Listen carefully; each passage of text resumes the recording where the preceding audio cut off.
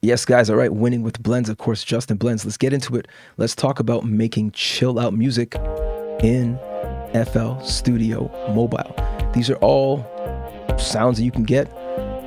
Some of them may be purchased through the shop. A lot of them are just default sounds. So let's get into it. All right. So I would say one of the most important things to use when you're making chill out music, first of all, would be to use filters well. All right. We oftentimes want more of a rounded sound, if I could put it that way. We're not really looking for anything too harsh. It's like, depending on who you're speaking to and what you're listening to, whether it be a podcast, maybe a radio show, or perhaps a story, a book, an audiobook. Maybe even it's a presentation or, an address, a political address in some way. The microphone that you choose has to be right for the purposes, right? You want something typically that's warmer for longer form listening, let's say like an audiobook. But perhaps when you're speaking to an audience or when you're performing voices for a movie, perhaps you want something that's a little sharper that can help the higher transients punch through whatever sound effects are in this movie, or the audience, the crowd cheering, right? So we choose these sounds for very specific purposes, these microphones for very specific purposes, right? So you'll notice a lot of the sounds here actually first of all, a lot of them are layered. You'll notice that many of my sounds are layered here, okay? And I may have in some cases even gone through and made some adjustments to filters in some ways, right? I used a lot of Autoduck here, and that was a way to help to create a bit of a rhythm. Because if you think about chill out music, I think, music is just generally, ideally would be rhythmic. However, I think when it comes to chill out music, I think the rhythm and the flow and the vibe, the ride is what helps to keep people engaged, but without being too alerted by the music. Really, it's ideally something that kind of settles in the background, okay? So some of my sounds do use drive, and you will see that I pushed a lot of these higher frequencies up. But you may also notice that I may have in some cases rolled off some of the highs with filters and and such to kind of smooth it out and round it out, okay? I use a lot of stereoizers and Autoducks. Some of these are wild, to be honest. The effect chains are not conventional in some ways, to be honest. But guys, sometimes you have to just use your ears to find a way to achieve the tone that you are looking for, right? So you can follow rules and guidelines, but ultimately the end result is up to you. And sometimes this is how we find the most creative ways to use effects, to use instruments, and even to create new genres of sound. So don't hesitate to explore, all right? Again, some of these are driven, right? As you see. And some of them are rolled off. In terms of the higher frequency ranges are rolled off to create more of this warm type of energy. And I'll show you some of these, for example, right now, right? We got some filters there. Let's dive into this one and look at these filters right here. Let's make these, here we go. Watch this. Okay. There we go. You hear this? We got that kind of it's a band pass. So it's got that tape quality going on, so nothing too harsh, right? You see this band pass right here on this filter.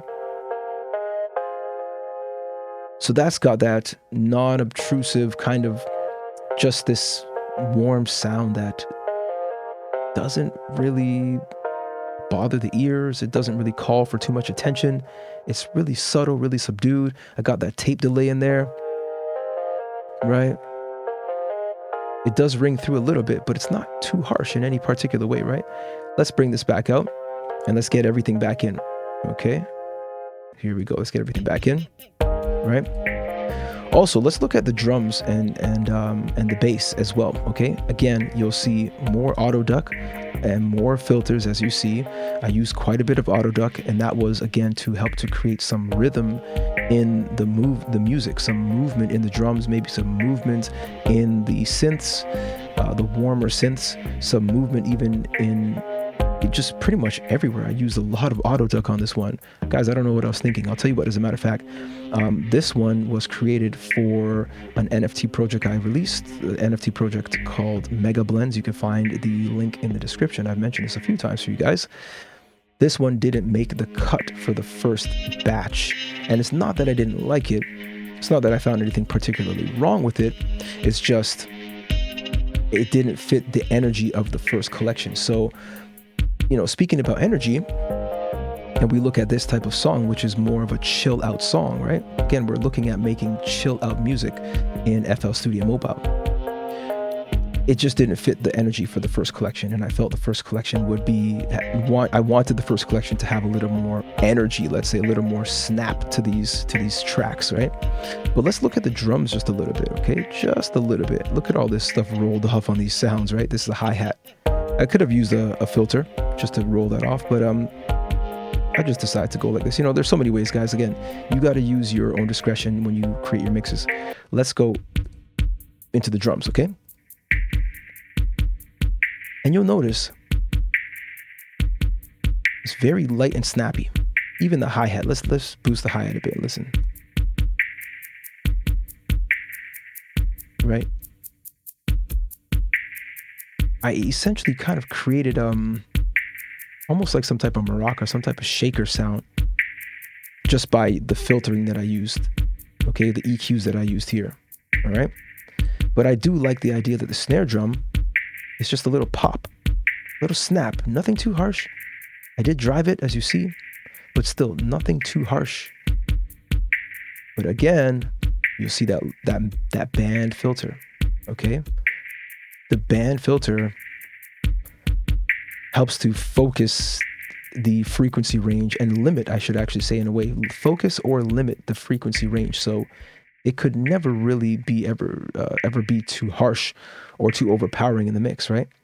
Now, this is not the only way that you can do this type of stuff, but it's definitely one way that you can achieve this type of sound that I was looking for here, right? Finger snap, something like that, right? So I guess I could say some of the key takeaways that I could focus on would be something similar to what we discussed in a previous video when we talked about making synthwave music, okay? Using filters, using sidechain ducking or sidechain effects, sidechain compression or Autoduck for some type of rhythm. And again, back to the filtering, using filters to create more of a warm sound, right? And so I put it all together to create something that is more, where a lot of the sounds are layered. Like I said, if you look here, some of these sounds have maybe 2 or 3 different layers in some cases. Maybe this one is what it is, really. This sound here that's not playing just yet, it's got multiple layers.